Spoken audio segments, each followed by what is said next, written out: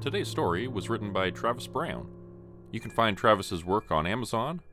His 2 books are titled House with 100 Doors and Other Dark Tales, and How to Build a Haunted House: Strange, Unsettling, and Unforgettable Tales by Travis Brown. Hope you enjoy tonight's story. I fucking hate fucking rules. Whether you call them laws or guidelines or regulations or codes or what the fuck ever, rules are just another form of capitalist bullshit. I don't care if you put them in a list, write them in a book, or tattoo them on your ass. I ain't gonna follow them. No shirt, no shoes, no service? Fuck that and fuck you. How about no shirt, no shoes, and I take a leak on your wall? Fucker. Alright, if you made it past that opening, you're probably alright, and open to hearing what I have to say. I fucked up big time. Let me start from the first day in the office, and paint you a picture with my words and shit. So imagine me walking into an office building around 10-ish one morning about a week ago. I look good. I've got on a freshly ironed Oxford, shiny shoes, even a fucking tie. Like a tie. The physical embodiment of rules and structure. A silken capitalist's noose. I hated the tie, but wanted to fit in my first day on the job. See, I had a plan. A strategy. I was going to take society down from the inside. I was Odysseus, and random-ass office supply store office was my Trojan horse. See, I'd been applying to jobs and going on interviews for weeks, just for shits and giggles. It seemed like a great way to waste a Tuesday afternoon, especially if I got loaded first. The goal of the game was to waste as much of their time as possible. I'm wildly unqualified for pretty much every position, except for missionary, you dig? So imagine my surprise when I actually got hired. They must have been hard up for staff like you wouldn't believe. I nearly turned them down, but that's when inspiration struck. How could I bring down the system from inside the system, you ask? With a list of rules. Rewind your brain to that image of me walking into the office for my first day. My shirt is crisp. My hair could legally be classified as an oil spill. And I'm giving off some BDC. Big disco energy. I don't report to HR like they told me to because that's a fucking rule. Instead, I walk confidently into the break room for a cup of free coffee and some free food from the fridge. They actually name their food here, which I think is weird, but different strokes. If somebody wants to keep a container of General Tso's chicken as a pet and name it Alice, well, who am I to judge? Once I confirmed that I was the only motherfucker in the room, I enacted step 1 of my plan. I rolled up on that big-ass corkboard bulletin board that dominated one of the walls. It was practically festooned with flyers, rack cards, sign-up sheets, laminated safety bullshit, and other various bullshit documents in a kaleidoscope of bullshit formats. Typical office fixture from what I've heard online. I did a quick 1-2 glance to make sure I was still alone. Then I pulled out the list of my rules from my back pocket and stapled them in a place of honor in the middle of the board. Hello, fellow worker bees. This is your friendly neighborhood collection of overlords with some updates on corporate policy. Number 1.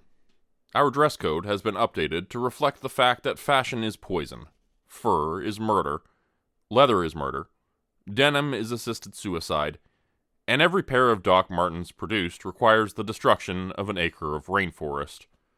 From now on, you'll wear a simple potato sack to work, and you'll fucking like it. 2. There are no more titles or ranks here at whatever the fuck we do office. All positions are equal, and will be paid as such, and should be referred to in conversation as such, except for missionary. That position remains above the rest. 3. Free fucking space. 4. There will be a mandatory burning of timesheets at 3:03 p.m. Don't forget your marshmallows. 5. Remember that we are worker bees, and thus we should make buzzing sounds with our mouths whenever we move through the hallway. Buzz, buzz, bitches. 6. Simon says, no more bathroom breaks. Toilets are only porcelain thrones of oppression. Instead, we've provided a lovely courtyard for your bladder and bowel convenience. All rules are active immediately. Failure to comply will result in summoning and unleashing Asgurbaton, the Destroyer, who will hunt down rule breakers, shred their souls into shrieking nothingness, and eat their physical forms from ass to windpipe. Yours truly, and warm regards, the System. I stood for a moment basking in the pride of a job well done. Then I went searching for an empty office so I could take a nap.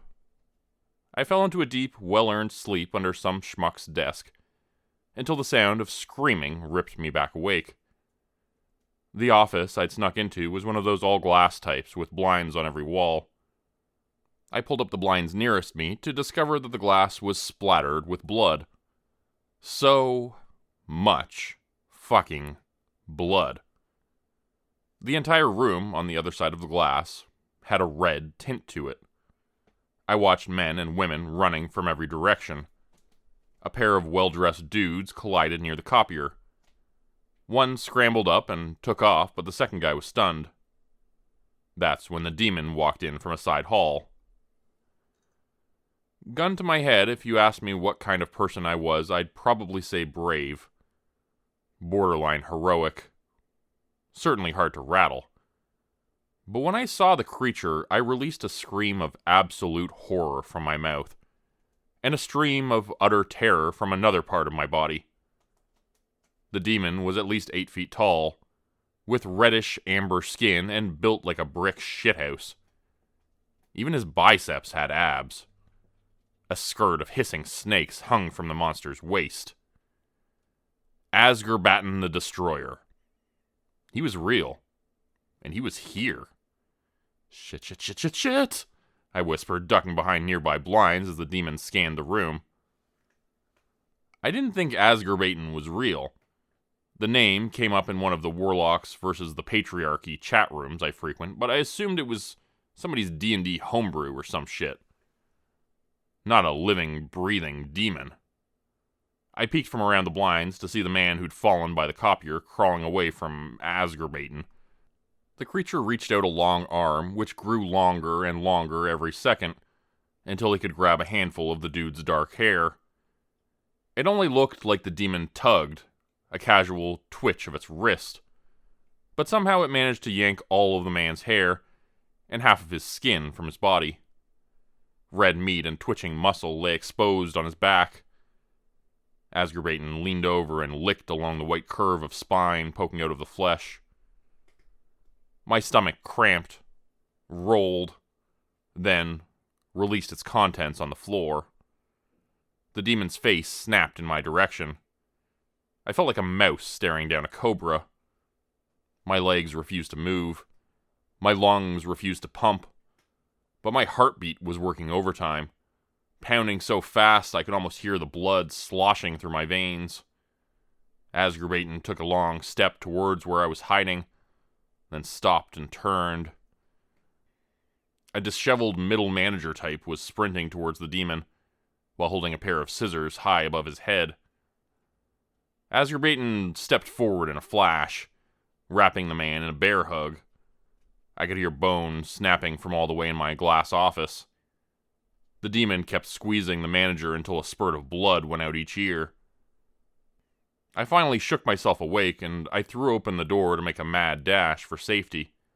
Behind me, I heard the man in the creature's embrace scream in higher and higher octaves, until the sound suddenly ended with a wet, ripping noise. That was about an hour ago. I managed to make it outside into the parking lot. There were police everywhere, shell-shocked workers laying in the grass, and what seemed like an excessive number of firefighters for a demon attack. Except nobody believed that it was a demon attack. Even the staff in the office, who had literally seen a towering lump of muscle and violence slaughtering their coworkers, gave me confused looks when I talked about Asgurbaton. The official story was that there was a gas leak that led to an explosion and fire. A minor explosion. We didn't even make the local paper. I've been doing my research on the forums, where I first saw the name as Grupe. Apparently, other than the Destroyer, the demon has some other titles. The Distortion, the Forgotten, the Unseen. Something about him fucks with people's minds and memories. The moment he's out of sight, your brain starts rewriting what it just experienced. It comes up with excuses, comforting lies that fill the gap where Grupe was only a moment before. But whoever calls up the demon remembers him, is aware of him. I remember him. So I guess that makes me his master. If that's the case, I'm in a lot of trouble. Because according to my anonymous friends online, Grupe can't return to the fourth circle of hell until he devours the one who summoned him to Earth. Fuck. All this because of a list of fucking rules. Today's video was supported by patrons like Mark from Earth, Crimson Muse, Joy Burton, Diane Showers, Mark Zawal, Cheryl James, Pick Your Sticker, Teddy Dog, Clue 404, Mamakato, Dante Kincaid, Zarin Ray, Angela Donovan, Blarian50, Devin Kyle, Timothy Baird, Ajeti, Bert Turner, Bajani Aspinall, Michael Pierce, Big Joe, Kerry Harkonnen, LaDonna Spivey, Scott Tanaka, Tom Stewart, Sherman Davis, Bryce Shelton, Susan McClendon, Elise Batiste, Lisa and the Cult Jam, Open Circuit, Fabulavore, Raymond Jaggers, That Darn Fox, Ray Zon Detra, Kai Gaming 99, Windy Burns, The Wendigo, Michael Squishy Park, The Gemstar, Volt 77 Citizen, Puppy Dan, Clovis Wolf, Eldridge Elm, Derek Prey, Elder Being, KC Hawaii, Rob T, and Tragic Mermaid. If you'd like to help support the channel, please consider joining my Patreon page at patreon.com/Jordan Group Horror. As a patron, you'll get access to bonus videos, content, and a Discord channel. You'll be credited at the end of every video going forward. And if you decide to stay for 3 months, I'll name a character after you which will be featured in the next Hollow's End story. Links to join the Patreon are in the description. Thanks again for listening. Please like, subscribe, and comment to help the channel continue to grow. It really does help a lot. And see you again next time at 4 p.m. Eastern Standard Time. Hope you have a great night.